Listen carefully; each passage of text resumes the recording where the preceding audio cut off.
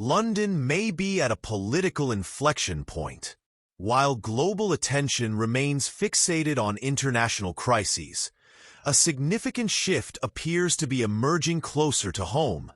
At the heart of the UK's capital, Mayor Sadiq Khan, now in his second term, has long been considered a dominant figure in the city's political sphere. Known for his progressive climate agenda, transport reforms, and vocal positions on global issues.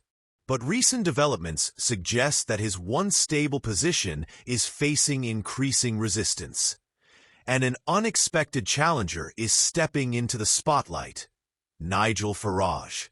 Farage, known globally for his role in Brexit and populist rhetoric, has begun to focus his attention squarely on London. Though he has not officially declared an intention to run for mayor, his recent activities, frequent media appearances, public walkabouts, and targeted commentary on London-specific issues are fueling speculation. The question is no longer whether he could make an impact, but rather how much of one. A city in flux. Khan rose to power with strong support from younger voters, Labour loyalists, and urban progressives. However, the London of 2025 is markedly different from that of a decade ago. The post-COVID recovery has been uneven. Inflation continues to pressure working-class communities, and some of Khan's most ambitious policies, particularly the expansion of the ultra-low emission zone, ULEZ, have provoked backlash, public protests, and even acts of vandalism. It is within this atmosphere of growing discontent that Farage is gaining traction. His messaging focuses on themes resonating with many disillusioned Londoners: rising crime, congestion, immigration concerns, and cultural identity. Whether one agrees with his framing or not, Farage remains a skilled communicator, adept at tapping into emotional undercurrents and public frustration. His narrative is clear. London has drifted from its roots and requires a decisive reset. Shifting public sentiment. Recent polling reflects a changing mood. A flash survey by YouGov indicated increasing support for non-traditional candidates, with Khan's lead narrowing in boroughs that once provided him with robust margins. Social media commentary also reveals a nuanced discontent. One user remarked, "We voted for clean air, not chaos," while another observed, "Farage would never win here, but he's asking the right questions." Such statements capture a growing political ambiguity. A London that is not necessarily turning right, but is questioning its current trajectory.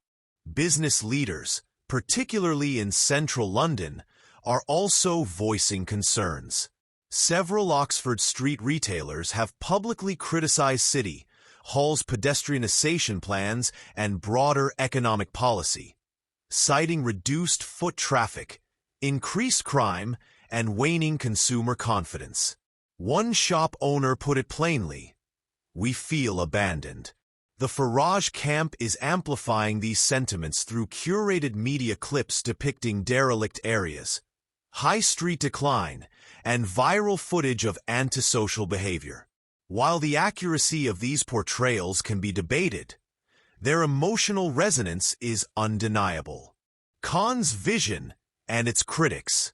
Despite mounting pressure, Mayor Khan is not retreating. He continues to champion his vision of London as a global leader in sustainability, investing in long-term infrastructure and air quality improvements. His administration points to measurable improvements in air pollution in parts of the city as evidence that bold policy works.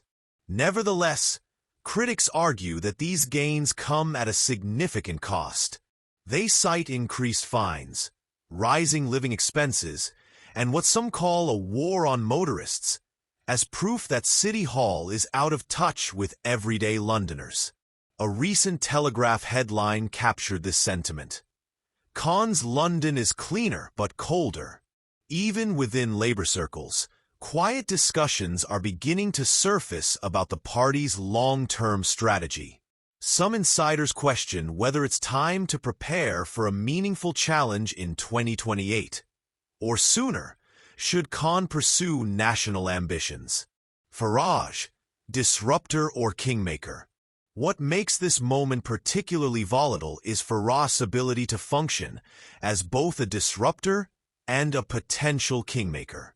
Reports suggest that some conservative strategists are contemplating unconventional alliances to prevent another Labour mayoralty.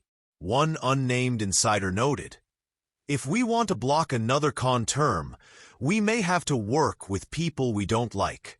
The implication is clear. Farage's presence could fracture traditional voting blocs or force a re-evaluation of campaign strategy across the political spectrum. A defining moment as Khan doubles down on his agenda and Farage tests the waters of London politics. The capital finds itself at a potential crossroads. The stakes extend beyond one election cycle. This is about the character of London's future, its values, its priorities, and the voices that will shape them. Is this a fleeting moment of political drama, or the beginning of a generational shift? It may be both. While Khan retains popularity in key constituencies, new voices are rising and dissatisfaction is gaining momentum. If Farage, or someone with similar populist appeal, can harness this moment, London's political map may be redrawn in ways that challenge long-standing assumptions. One thing is certain: the battle for London is no longer a foregone conclusion. It's a contest over identity, direction, and leadership. And for the first time in years, the outcome feels genuinely uncertain.